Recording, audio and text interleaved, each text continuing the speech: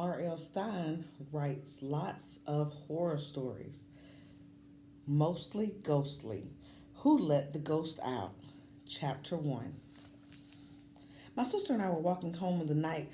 All the horror began. Clouds floated across the moon. We ducked our heads as a cold wind whipped our cheeks. Above us, the bare tree limbs rattled like skeleton bones. Shivering, I hugged myself to keep warm. I was wearing a t shirt and shorts. Why didn't I have my coat? I turned to my sister. She was shivering too, in a sleeveless t shirt and low riding jeans.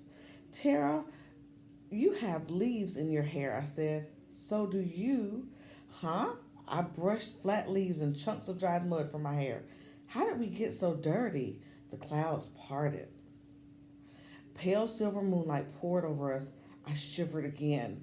Do you have your cell? I asked. Call Mom and Dad. Tell them we're a little late. Tara reached into her backpack and pulled out her cell phone. You're such a good boy, Nikki. Always thinking of Mom and Dad. She pinched my cheek really hard. I hate that, and she knows it. I slapped her arm. Touched you last. She slapped me back. Touched you last. No, touched you last. I tried to dodge her hand and crashed into a tree. Tara laughed. That's cruel, I said. Why do you always laugh when I hurt myself? Because it's funny. Actually, it didn't hurt at all. My head slammed into the tree trunk and I didn't even feel it. Tara slapped my shoulder. Touched you last. That's enough, I said. Call Mom and Dad. Some of our touched you last games go on for hours. Once we played it in the back seat during a long car trip. We played until Dad pulled over to the side of the road and started pounding his head against the steering wheel, begging us to stop. Tara squinted as she punched in the phone number. Nikki, it's so dark. I can't even see what time it is, she said, but it must be really late. We walked past big houses that had wide front lawns littered with dead leaves. A grinning jack-o'-lantern stared out from a living room window. Is it Halloween already? I asked. School hasn't started yet, has it? I shut my eyes and tried to think. I had a cold feeling at the back of my neck. Why couldn't I remember if school had started? Tara had her phone pressed to her ear. After a few seconds, she lowered it. She shook it hard. Dead, she said, holding it up to show me. How can it be dead? I just charged it. At least, I think I did. She shoved the phone into her backpack and pulled out her Walkman. Tara is an electronics freak. She's the only fourth grader at Jefferson Elementary with a cell phone, a pager, and a Palm Pilot. Mom and Dad finally got me a laptop for my 11th birthday after I begged for months. But they spoiled Tara like crazy because she's the baby of the family. Last Christmas, they asked Tara what she wanted, and she said a charge card at Circuit City. They didn't get it for her, but they thought it was cool that she asked. Mom and Dad think it's great that Tara likes all those gadgets because Mom and Dad both work with a lot of gadgets. They work together on weird. How come I can't remember what Mom and Dad do? Why can't I remember anything tonight? What's wrong with me? We turned into Bleak Street. We live at 143 Bleak. I couldn't wait to get to our nice warm house. Our car rolled past slowly. I recognized Mr. Carter, one of our neighbors. I waved to him, but he didn't turn his head or wave back or anything. We're almost home. Why are you putting on your Walkman? I asked Tara. So I don't have to talk to you, she answered. Nice. After a few seconds, she tore the headphones off. This is dead too, she said. I know I always keep in fresh batteries, but it's totally dead. Nikki, what's going on? I shrugged. I had that cold feeling at the back of my neck again. I was starting to feel a little scared, but I didn't want Tara to know. She shook the Walkman and pushed some buttons. Then, with a sigh, she shoved it into the backpack. I hope Mom and Dad kept dinner warm, she said.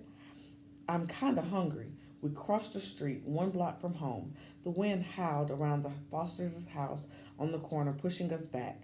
Look out, Tara screamed. We both leaped off the sidewalk as two boys came roaring past us on skateboards. Tara fell to the grass, and I landed in the Foster's hedge. Whoa, I didn't recognize the boys. They both wore purple and gray Jefferson Heights jackets and baggy cargo jeans. Tara jumped to her feet. Hey, what's your problem? She shouted after them. They totally ignored her. Tara doesn't like to be ignored. She tore after them, screaming for them to stop. Hey, wait, I said, let him go. I tried to hold her back. She slipped out of my grasp and plowed into one of the boys from behind. He tumbled into his friend, and they both went sailing to the sidewalk. Clattering loudly, their skateboards rolled into the street and came to a stop at the curb. Guess you wiped out, Tara said. Hey, why'd you do that? One of the guys shoved his friend. You fell into me, the other one cried. Maybe you should try a scooter. They shoved each other for a while. Then they climbed back onto their boards and took off. I hurried up to Tara. You okay? She tilted her head to one side and twisted her mouth the way she always does when she's worried about something. Yeah, I guess. But how come they ignored us? It was like they didn't see us. I shrugged. I couldn't explain it. But I said, you know, high school guys, they never see us. We're just kids, right? The wind howled again and the moon disappeared behind the clouds. Look, let's get home, I said, shivering. My legs had goosebumps up and down them. Why was I wearing shorts in October? Was it warm this morning? Why couldn't I remember? We began walking again. Tara adjusted the backpack on her shoulders. She still had that tight, worried look on her face. Nikki, can I ask you a question? Yeah, okay. Well, where are we coming from? I turned and stared at her. Her long plastic earrings were rattling in the wind. Mom wanted Tara to wait till sixth grade to get her ears pierced. But Tara never waits for anything.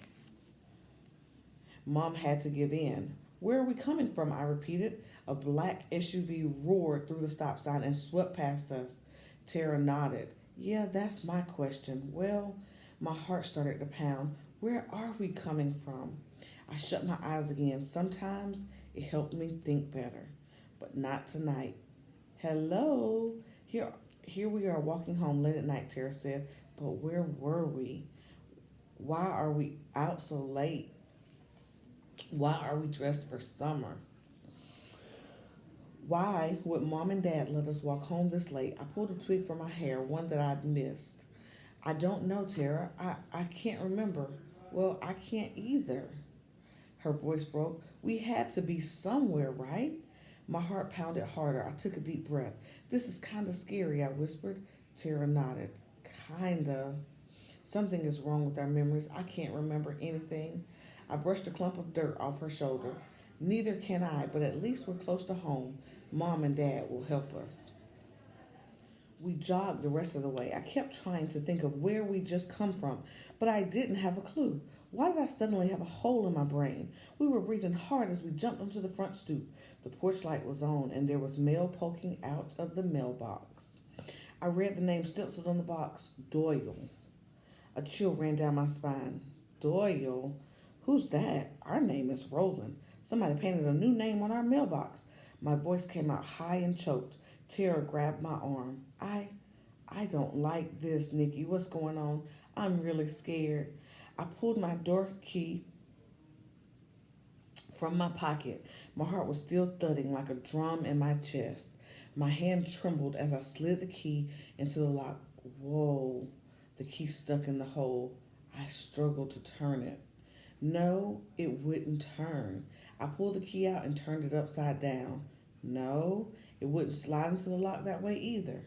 I turned to Tara, who huddled close at my side. My key, it doesn't work. She stared back at me, her gray-green eyes wide with fright. Nikki, I'm scared. Me too, I admitted, but I'm sure Mom and Dad will explain everything. Tara sighed. I hope. She raised her finger and pushed the doorbell. Mom? Dad? Are you there? It's us. Chapter 1.